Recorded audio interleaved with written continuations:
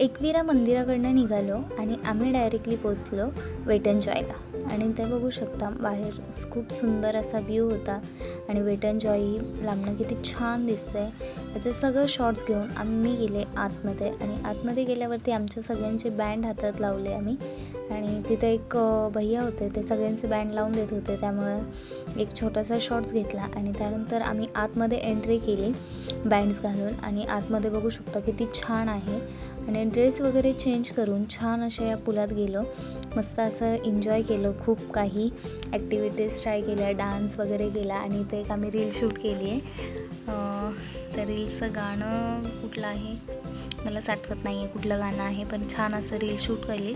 आणि कोणाचंच लक्ष नव्हतं, सगळ्यांना ही राईड खेळायचं ती राईड खेळायचं याच्या चक्करमध्ये आम्ही आमचा डान्स केला.